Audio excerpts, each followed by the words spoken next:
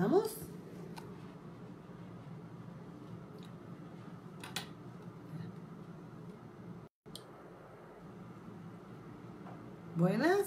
Buenas noches. Vamos a empezar el streaming número 3 de esta maratón de streaming con el tema del inicio de la psicología como rol emergente. Al revés. Miremos. Vamos a ver si ve al revés la foto. Aguanta un segundo. ¿Cómo? Bueno.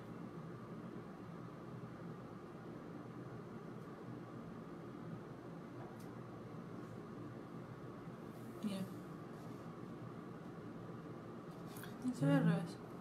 Está perfecto. Muy bien. Estamos. Solo dejé apretar en esa que dan las flechitas. Ahora Perfecto. pones el tuyo y ahora vos. Bueno. Fantástico. Vamos a empezar. Bueno, está bien. No, gracias. Muy bien. Hoy una clase un poquito más densa, así que vamos a ir con un poco más de detenimiento. ¿Cómo andan ustedes?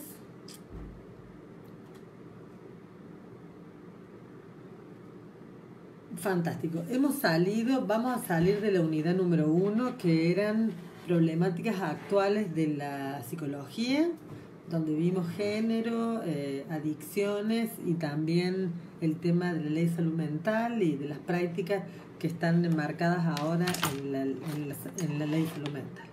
El nuevo paradigma vinculado a las prácticas tal como la entendemos los psicólogos ahora. Y nos vamos a ir a la unidad número 2. La unidad número 2, que ya la empezamos a ver en clase, vimos la primera parte de la unidad número 2, que era historia y historiografía. La última parte de la unidad número 2, que tiene un texto de Kurt Danziger, y este tema que vamos a trabajar hoy, que es la unidad número 3, está en el programa tal como lo vemos. ¿Qué me están preguntando algo? Vamos a ver. No. Fantástico, bueno. Sí, Diego, di género no por esta vía. Si necesitan que lo dé por esta vía, no tengo ningún problema. Después que termine esta maratón, me piden y yo con gusto vuelvo a repetir, porque eso no quedó grabado. Sí hay un video de género que está bien interesante, que en mi opinión explica las cuestiones más importantes de género. Pero podemos repetirlo, no hay ningún problema. Vamos ahora, ya se está llenando de gente la sala, esta sala virtual, y vamos a empezar con raíces históricas del laboratorio psicológico. Es un tema complejo porque primero vamos a ver desde la perspectiva de la historiografía. Acá Magali pregunta, ¿el texto de Danzig está en la unidad número 2 o 3? El tema que va a explicar ahora es de la unidad 2 o 3. Estoy diciendo que Kurt Danzig es un autor que nosotros tomamos como dentro de los 3 autores que explican las historiografías críticas. Vimos Harris, Rose y Danziger. Lo que significa que parte de lo que vimos en la clase presencial, que está en la unidad número 2 de Danziger, que es historia e historiografías, se requiere, y lo vamos a revisar muy brevemente, para poder aplicar las ideas que Danziger tiene a un evento muy especial de la psicología, que es el inicio de la psicología. Uno dice, bueno, ¿cuándo inicia la psicología como disciplina? Siempre estamos cansados de escuchar y decimos somos muy jóvenes, somos una profesión joven, tenemos una disciplina, es decir, científica, nuestros conocimientos científicos son relativamente jóvenes. Entonces de eso se trata, de saber cuándo la comunidad de científicos, que hoy está relativamente consolidada, dice que fue el inicio de este proceso, que hoy termina en la existencia de una facultad, de una serie de carreras, de una serie de conocimientos que hoy todo el mundo sabe son psicológicos, y sobre todo de una serie de prácticas profesionales que están consolidadas y apreciadas por la comunidad. Bien, vamos a ver Bien, entonces lo que tenemos acá es primero, Danzinger nos va a decir que hay una forma de hacer historia, nos va a decir en la unidad número 2, que hay una forma de hacer historia que para él es acrítica, histórica, que se basa en evidencia en datos de la evidencia que son de alguna forma o de otra orientados por la mirada, por la decisión del investigador y por la demanda que el investigador tiene de crear determinados saberes históricos. Dentro de estos saberes históricos, Danzinger va a decir y va a dar un ejemplo que es importante, que es el que vamos a explicar ahora, que es el ejemplo del mito de la creación el inicio de la disciplina en el famoso laboratorio de Alemania, de Leipzig, con la figura emblemática de Wilhelm Wundt. Y que sin duda él va a decir hasta en varios textos que esa figura emblemática, que todos los manuales de historia de la psicología toman como el inicio de la psicología, es efectivamente un mito construido que tiene un interés, es decir, que tiene un interés político para la comunidad de psicólogos en la actualidad.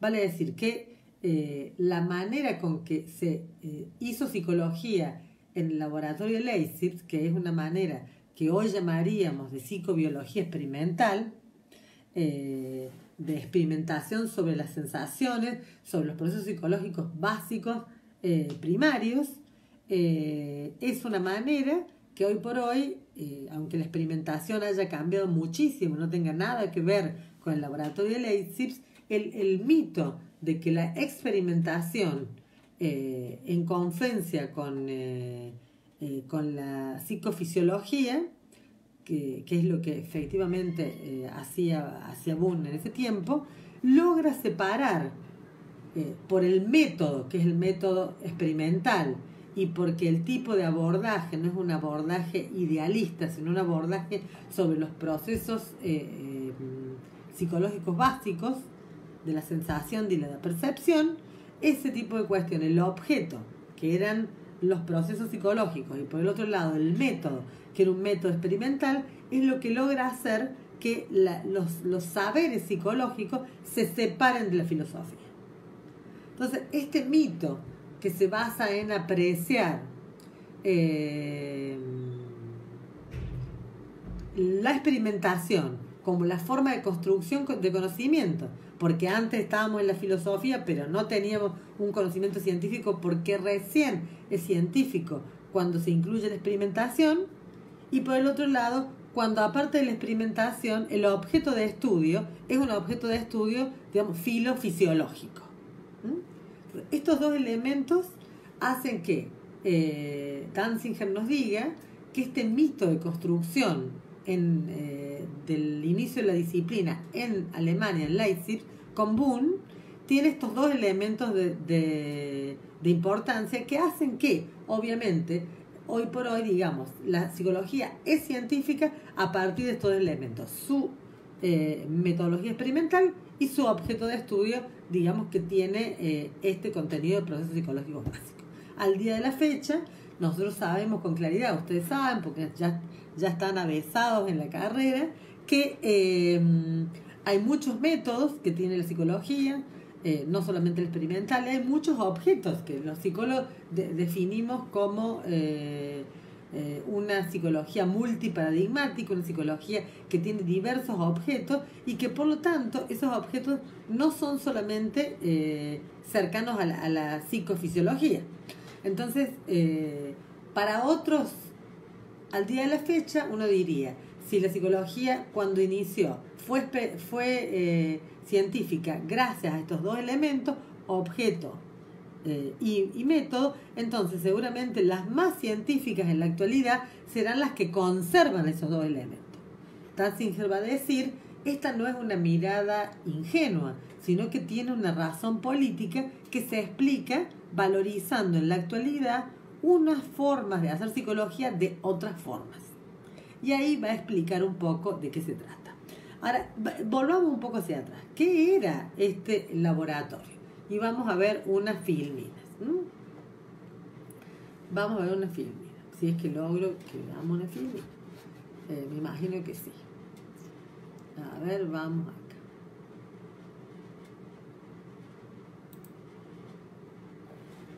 Vamos a ver acá. Lo mismo todo va a estar todo colgado.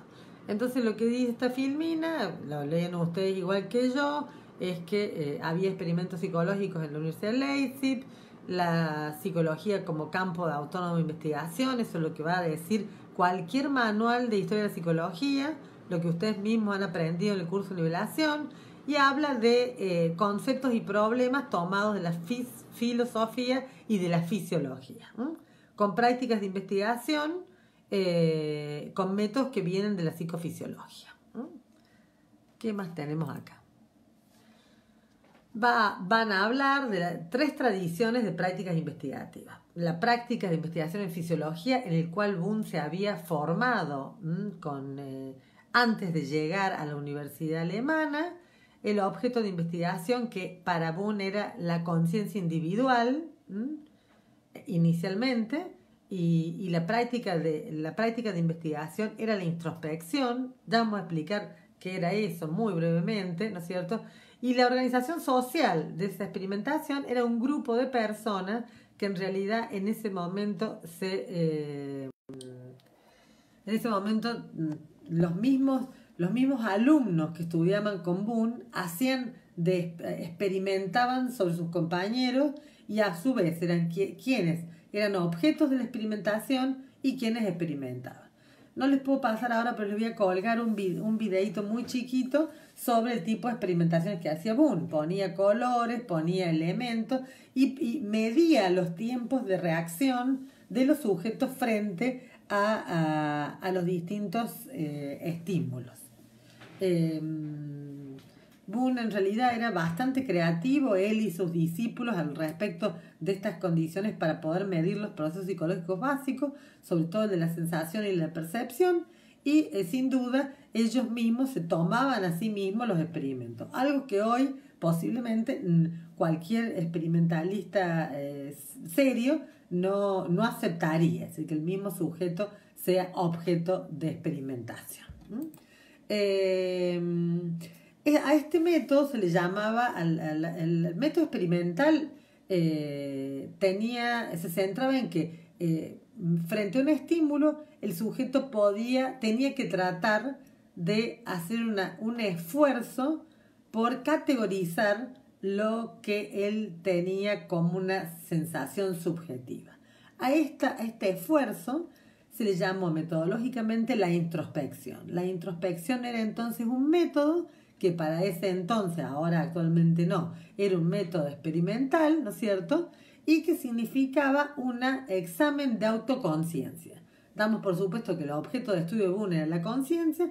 Digamos, el experimentador trataba de ver qué es lo que pasaba al interior de su conciencia cuando aparecía un estímulo externo. Recordemos que para la tradición filosófica anterior, sobre todo kantiana, ahora vamos a ver qué decía Kant sobre estos fenómenos de conciencia, la conciencia de los estados mentales no era posible. Y la observación,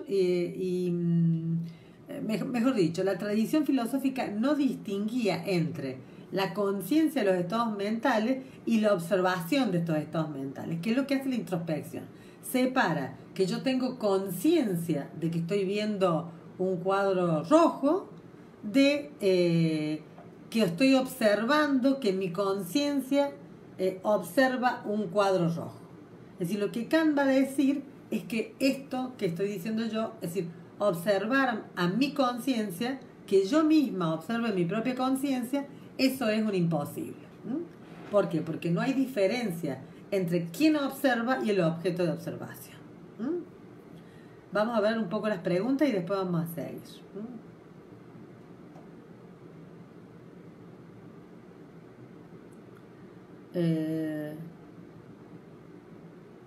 Muy bien, Ben.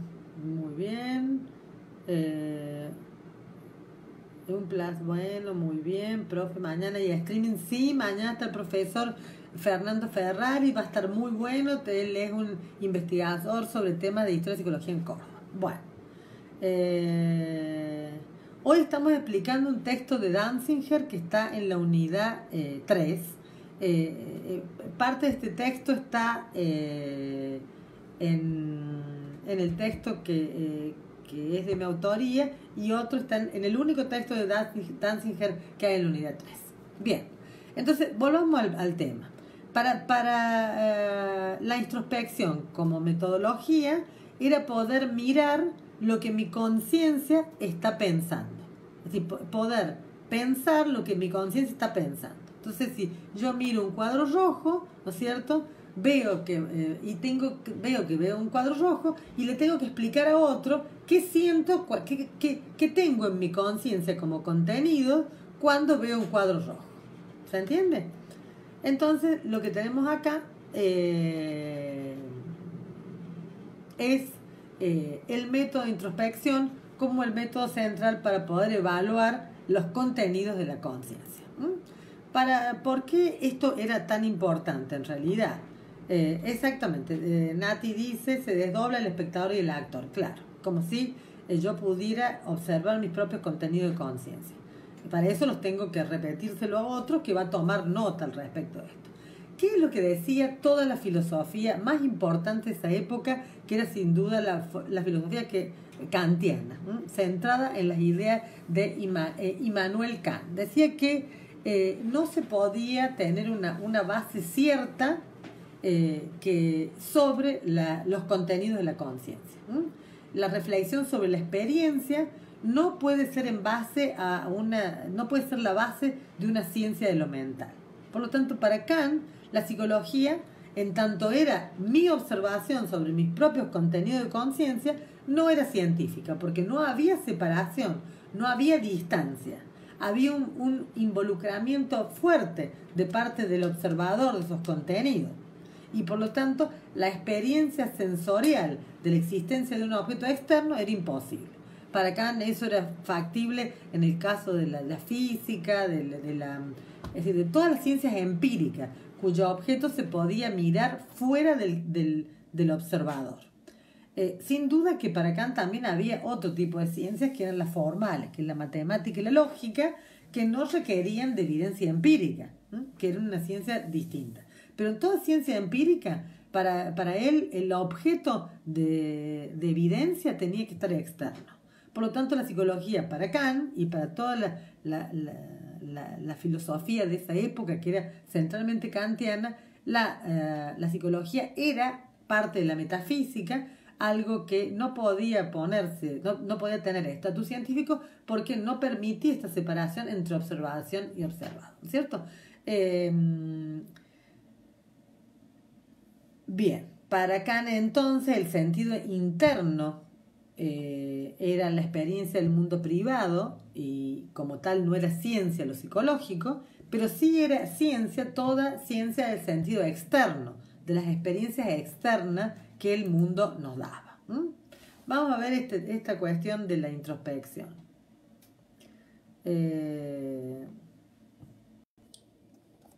Espero que lo puedan ver bien. Bueno. Entonces, ¿acá qué tenemos? La introspección, en relación con sus objetos, dependía de los intereses sociales, la práctica social a la cual se designaba el estatus de método. Esto es lo que va a decir Danzinger respecto de los problemas de la introspección. Y nos preguntamos de dónde nace la experimentación, ¿no? Es decir, la experimentación que Boom va a llevar al laboratorio de psicofisiología, que va a construir ese laboratorio con un regalo que le hacen a él de unos aparatos que estaban relativamente en desuso en un laboratorio de fisiología. Entonces, bueno, la experimentación en fisiología es de raigambre francesa,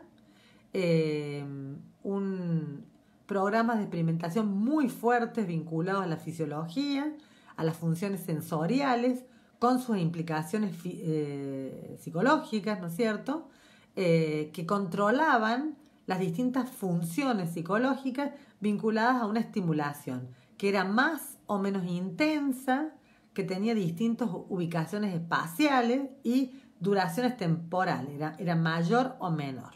Entonces, en algún punto, la fisiología ya tenía larga tradición, antes de Boone inclusive, sobre la discusión de las experiencias sensoriales, en un contexto de que se tomaba en cuenta lo funcional de estas experiencias sensoriales. Por lo tanto, la fisiología sí muestra una larga data en conocer este tipo de experimentos sobre objetos psicológicos. Que, ojo, en ese momento no se le llamaba en la fisiología objetos psicológicos. Hagamos un raconto entonces. El laboratorio de Leipzig, creado en 1883, creado por Boone, que se traslada de un trabajo en fisiología hacia Leipzig, hacia un departamento de filosofía, e incluye en la reflexión filosófica estos nuevos elementos, un método distinto que es la experimentación y la introspección, y un tipo de objeto de mirada que es los procesos psicológicos básicos. Obtiene reconocimiento oficial, es decir, que la universidad le da un lugar, primero es muy básico, pero efectivamente los reconocen como un experimentalista, ¿no es cierto?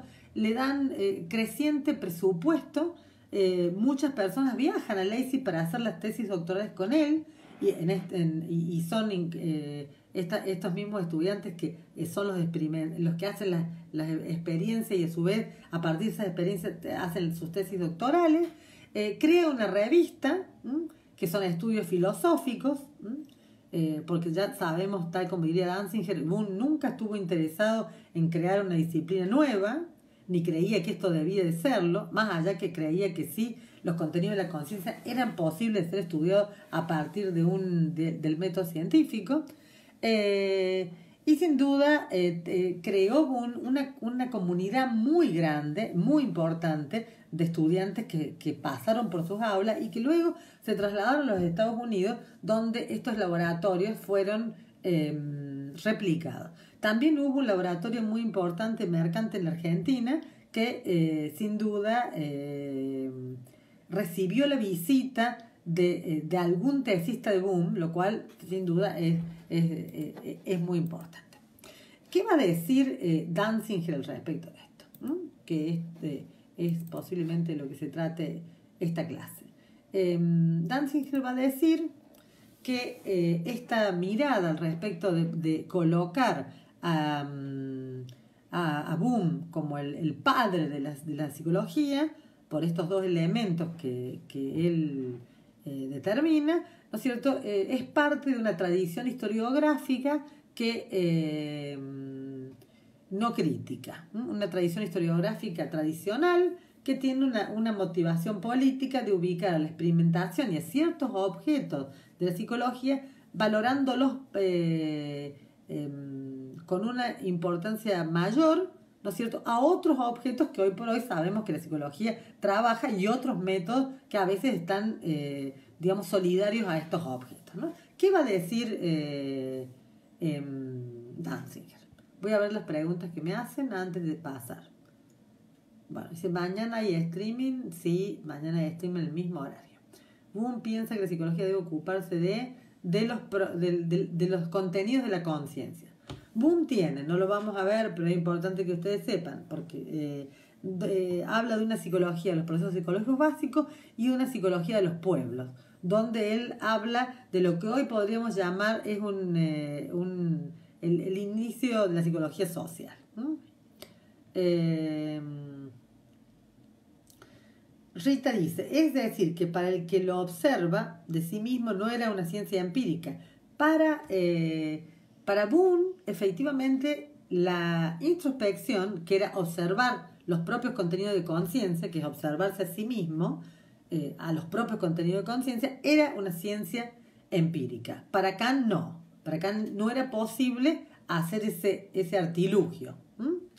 Bien, vamos a ver entonces. ¿Qué dice Danzinger entonces? Dice que esta forma de crear este mito del inicio en Boone muestra que se trata de una perspectiva positivista que está muy motivada por tener una mirada construida para valorar un tipo de psicologías por sobre otra, que efectivamente usa categorías ahistóricas para explicar ese momento, transmuta los datos para colocar a Boone en ese lugar cuando Boone no tenía intención de crear la psicología, se opuso expresamente a que se crearan digamos, revistas específicas de psicología. Bueno, no sé si revistas, pero sí se expresó negativamente sobre una sociedad de psicólogos que se creó digamos, contemporáneamente a que él estuviera desarrollando sus ideas. Por lo tanto, él hablaba de que no estaba interesado por esto. ¿Qué van a decir los que van a defender la idea de que Boone sí era el padre de la psicología? Y van a decir que Boone se trasladó de un departamento de fisiología a uno de filosofía por su interés de tener un lugar de mayor reconocimiento, y en ese punto este lugar de mayor reconocimiento le daba a él un interés en crear un nuevo campo, porque individualmente, ¿no es cierto?, él estaba calculando las oportunidades de su propia carrera. Quería escalar en el lugar y para eso quería generar un espacio diferencial nuevo que otros le llamarían psicología. Para ello, por eso es que Danzinger va a decir que los que dicen que allí hubieron muchísimas investigaciones y que se creó una comunidad científica que hoy por hoy es la protocomunidad de psicólogos, van a utilizar una serie de datos que van a medir las publicaciones, van a medir una serie de cuestiones que finalmente no son, si se midieran de otra forma, podríamos llegar a otra conclusión. ¿Por qué Danzinger va a decir que son positivistas? Bueno, son positivistas porque priorizan la evidencia empírica, y en algún punto descreen de que la evidencia empírica pueda ser manipulable. Creen que la evidencia empírica por sí misma nos puede explicar o dar una explicación o aceptar o rechazar una hipótesis histórica que tengamos al respecto. Así que el sujeto histórico, el historiador, no tiene una mirada sesgada o tiene interés de explicar de una cierta forma. Para la historiografía tradicional, el rol del psicólogo moderno es una invención de Boone, ¿no es cierto?, y de la generación de psicólogos que después se trasladarían a los Estados Unidos, ¿no es cierto?, y sin duda esta historiografía genera, mejor dicho, combina un enfoque positivista de la evidencia empírica, dándole una importancia a la explicación individual. El padre de la psicología fue Boone. Cualquier tipo de explicación por el individuo, por el gran personaje, digamos, es porque se creen que no hay atrás de esos procesos históricos que hacen que los sujetos estemos allí y que tomemos ciertas tareas para hacer, sino que pareciera que es el personaje el que puede hacer el movimiento histórico. Es decir, como decir que la historia argentina, desde luego que San Martín fue muy importante, pero no cruzó el Cerro de los Andes, y si no hubiera habido condiciones políticas, económicas, no geográficas inclusive, no hubiera sido posible la gesta de la independencia. Entonces, para Danzinger, en Alemania se mantuvo una psicología cuyos problemas, metodologías y formas de conceptualización estuvieron permanentemente dominadas por la filosofía. Vale decir que para él, uno de los elementos centrales que explican que ahí no hubo psicología, que no hubo el nacimiento de la psicología, es porque a pesar de la gran cantidad de tesis doctorales que se hicieron bajo la forma de hacer ciencia que tenía Boone, no perduró, no se desarrollaron problemas, no se desarrollaron preocupaciones que salieran de los problemas de la metafísica y de la filosofía. También va a decir Danzinger que en Alemania los filósofos gozaban de gran prestigio y que cuando se trasladan a los Estados Unidos, que es donde Danzinger va a centrar el inicio del rol profesional del psicólogo, este traslado, ¿no es cierto?, pone a los filósofos en un lugar no tan apreciado, atento a la pobre tradición de filósofos que había en Estados Unidos.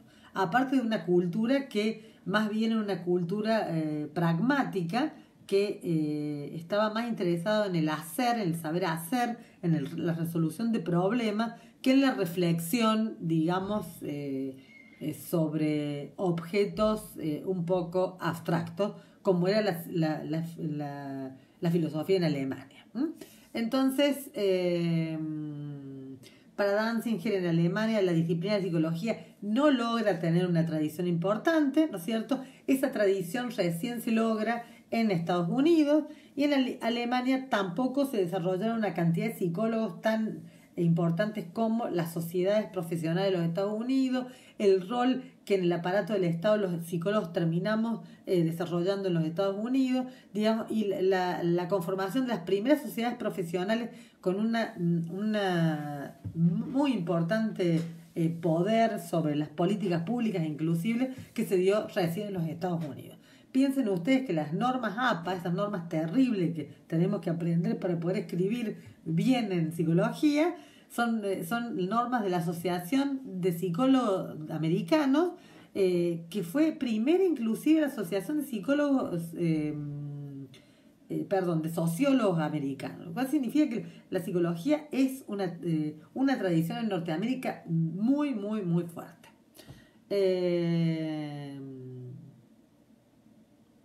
Vamos entonces a cuál es la hipótesis de Danzinger, y con eso hoy vamos a ir cerrando este tema. Danzinger entiende que el rol de psicólogo se construye en los Estados Unidos, la emergencia de ese rol profesional se da en los Estados Unidos y no en Alemania, y la psicología como una invención de una disciplina autónoma, más que disciplina, responde a una demanda particular de solucionar un problema que los Estados Unidos tiene, y responde a la emergencia de un rol que es capaz de construirse de cara a resolver esa demanda.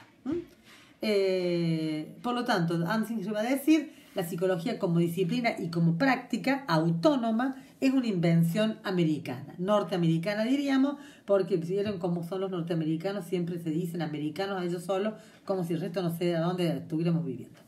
De manera tal que nos preguntamos, ¿cuáles son las condiciones de la posibilidad de emergencia del rol del psicólogo práctico tal como lo entendemos hoy, o parecido como lo entendemos hoy? Bueno, Danzinger va a decir que se requiere de una demanda, con algunos actores que hacen esa demanda, a un rol que todavía no existía.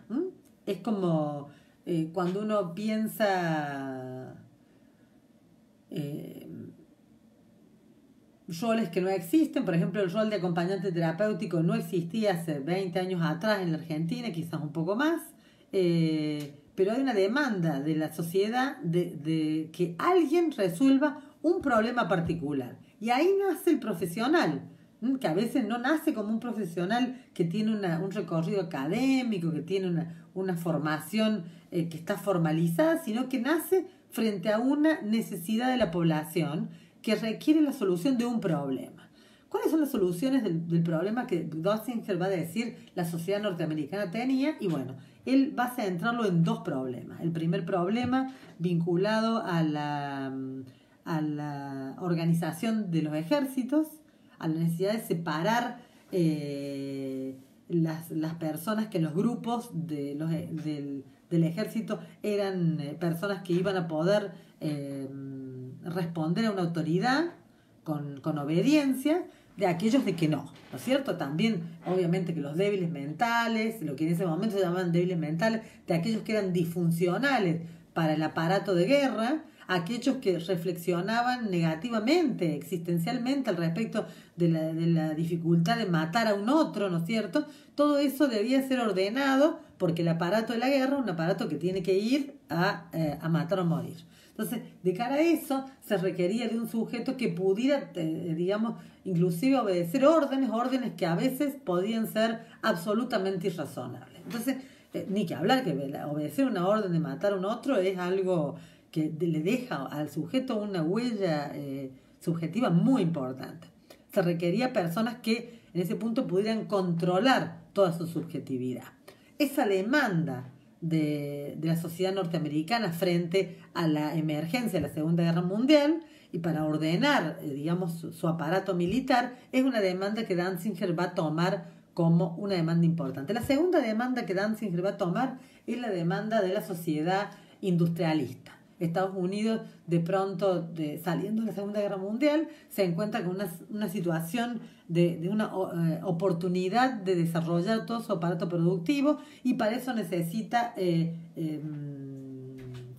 industrias que estén funcionando a full, que se puedan desarrollar con la máxima eficiencia, y para eso necesitan personas que también hagan caso de lo que le piden, tomen decisiones irracionales si se le pide que lo hagan, trabajen una cantidad de horas infernales, es decir, estén presionados por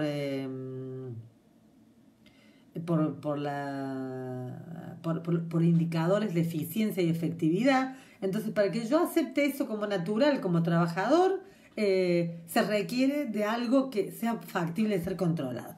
La demanda de intervenir en la guerra y la demanda con un equipo con esas características que ya dijimos, y también la demanda de la organización del campo del trabajo en una industria creciente, en un país como los Estados Unidos que pretende ser el gran ganador de la Segunda Guerra Mundial, es decir, lo que llamamos después de la Segunda Guerra Mundial el imperialismo norteamericano. Ese imperialismo se genera con un aparato productivo que, digamos, se desarrolla de una manera exponencial.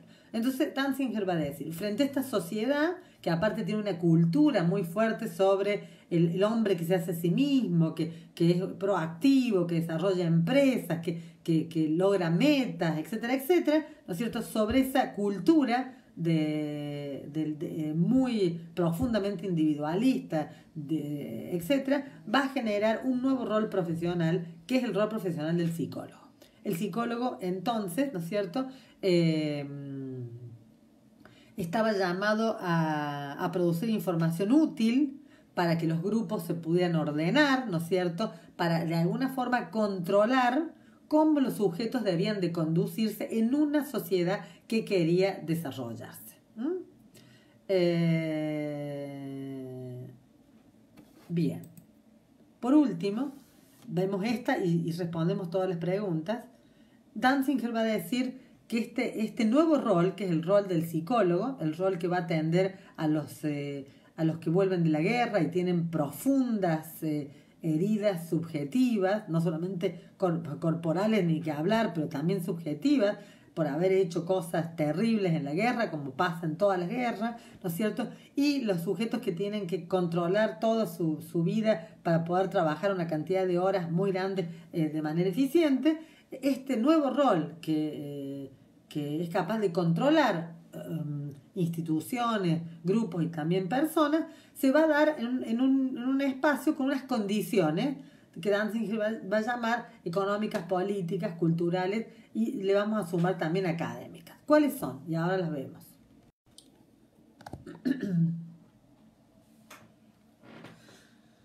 Condiciones económicas. Ya habíamos dicho, Estados Unidos orientado al desarrollo económico. Políticas. Existencia de actores políticos como el ejército y los empresarios, que pretendían obviamente el ordenamiento de los grupos y el control social de la población.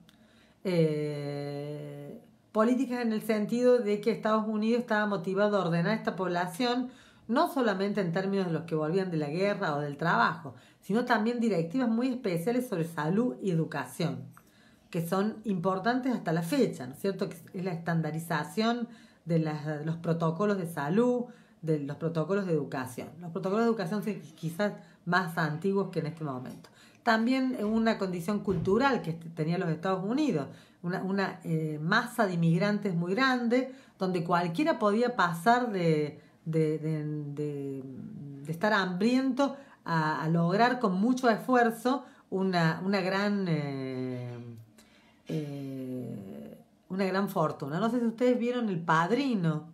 Bueno, si no vieron El Padrino, es muy buena, es una saga de 3 películas, donde, bueno, que es El Padrino es porque se trata de una historia de la mafia, y bueno, el padre del personaje llega de Sicilia sin ningún tipo de capacidad económica y se hace una gran fortuna. Entonces, este ideal del hombre que se hace a sí mismo en la cultura del esfuerzo, muchas veces saltándose las reglas, es algo que es una de las condiciones culturales de esta cuestión.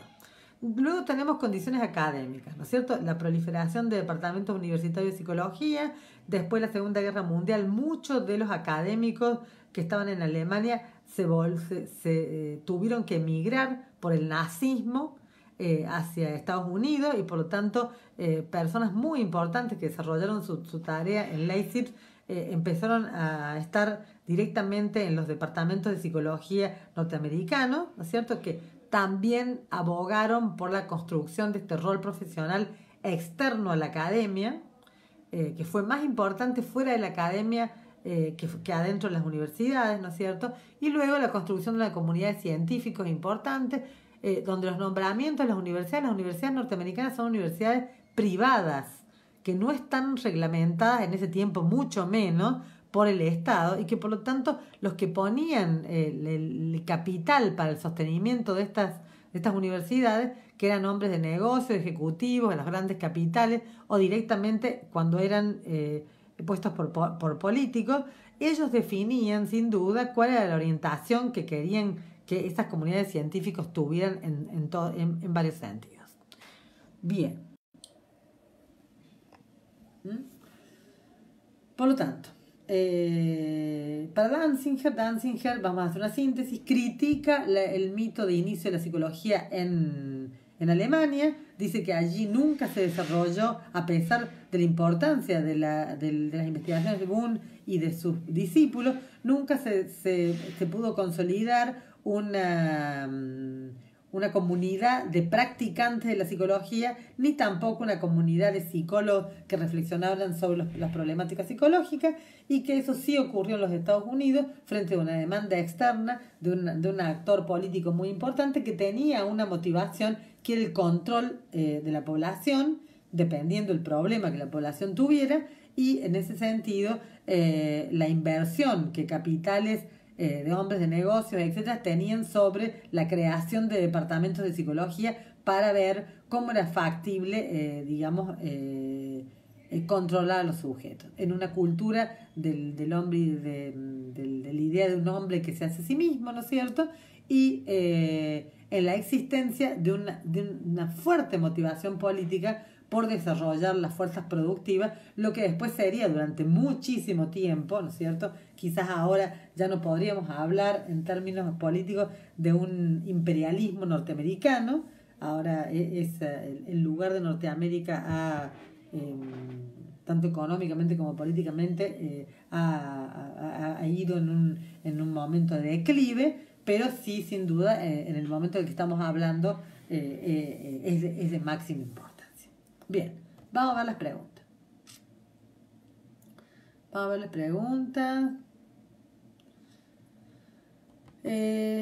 Bien. No hay muchas preguntas hoy. Bueno,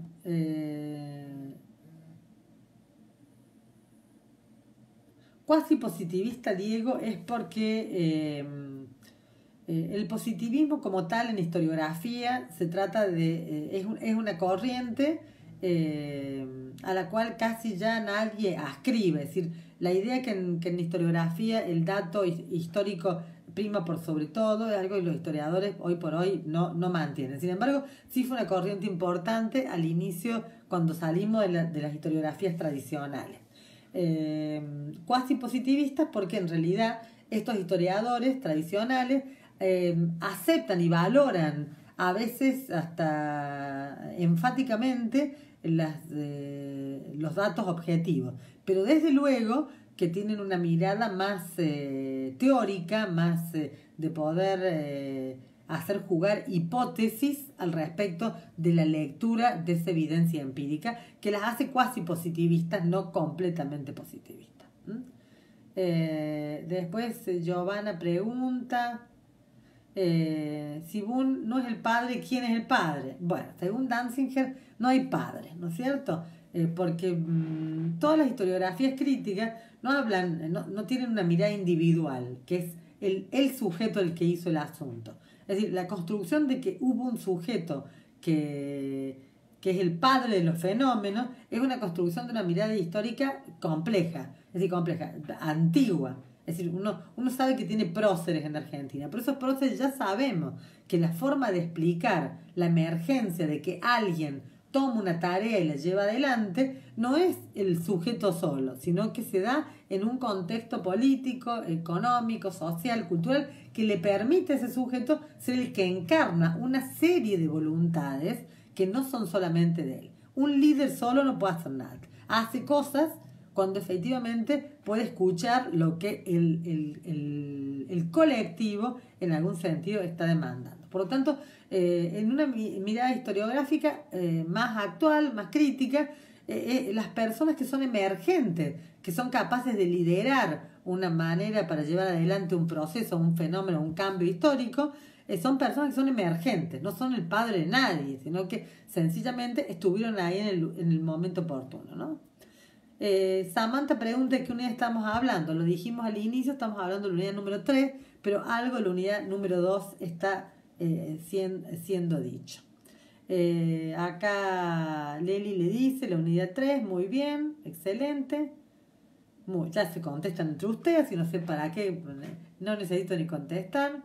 Gracias Marta, por suerte entendible. Y Silvia nos dice, ¿quién sería el padre de psicología? Ya dijimos, no hay padre, porque para él los procesos históricos no son individuales, sino que son de los condicionantes históricos, sociales y políticos. Bien, no sé si hemos ido muy rápido, si hay más preguntas.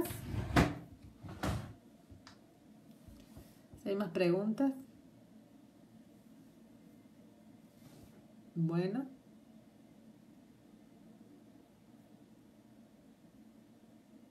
Bueno. Tenemos poca gente en línea hoy. ¿Qué va a hacer? Bueno. Si hay varios que piden que expliquemos género otra vez, ya vemos que si nos damos un tiempo para eso la semana que viene. Y bueno.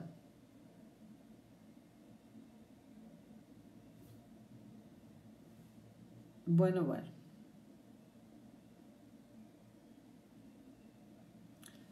Acá tu pregunta el cuasi positivismo. A ver si logro encontrar ¿se acuerdan cuando vimos distintos tipos de historiografías? Bueno, ahí es donde tenemos.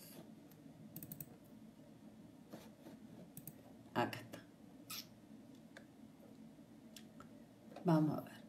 Mira.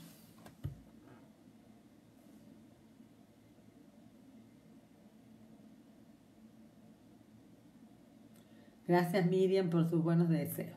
En buena hora que entienden, que se entiende. A ver. Ahora vamos a ver el cuasi positivismo. Espérenme un minuto. Va por eso. Si recuerdan, esto lo vimos en clase hace no sé cuántas semanas. Dos tipos de historiografía. Historiografía positivista, Ben David, Alberto Rosas Rivero. En sentido estricto, tanto Ben David como Alberto Rosas Rivero son cuasi positivistas, porque son historiografías modernas. Se le llama historiografía positivista, no lo hemos hecho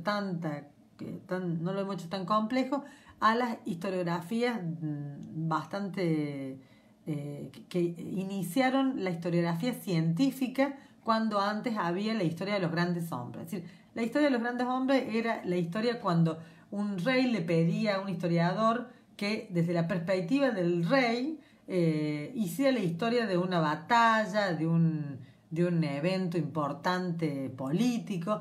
Entonces los propios poderosos contrataban historiadores que escribían las historias según les demandaban. Por lo tanto, la verdad histórica, es decir, no había ningún dato, si cualquier dato que iba en contra de lo que el rey quería que se contara o lo que el poderoso quería que se contara, era ocultado. A esa situación le nace una historiografía positivista, que dice, no, tenemos que tener presentes los datos. No es posible que los historiadores trabajemos a demanda de los poderosos. Y en ese punto, ese movimiento fue muy importante. A eso se le llamó el giro positivista. Ahora, estos historiógrafos, Ben David y Rosa Rivero, son historiógrafos que son cuasi positivistas, porque ellos ya saben que el solo dato empírico no permite reconstruir historia, sino que saben que para reconstruir una historia se requiere una hipótesis que ordene esos datos según una idea que se tenga con anterioridad. A estos historiógrafos cuasi positivistas, los historiógrafos críticos dicen que no, que efectivamente esos datos existen, aparecen, se construyen y se ordenan según una mirada anterior y que por lo tanto están fuertemente sesgados. Veamos el resto de las preguntas.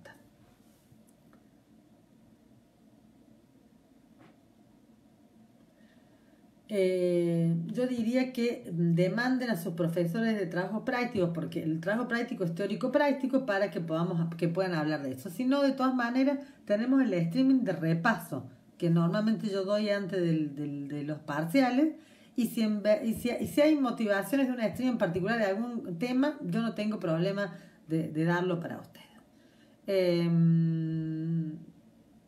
Gracias, Miriam, otra vez. Profe, ¿qué texto? Profe, mañana ¿qué texto vamos a ver? El Flor, vamos a ver el texto de Historia y Psicología en Córdoba. Y también de Historia y Psicología en la Argentina, que es el texto de Lafgal. Ya me dicen, bueno, ya lo expliqué, muchas gracias por la explicación, bárbaro que se entienda. Historiadores críticos, Danzinger, Rose, Harry y Altamirano, no, Yami.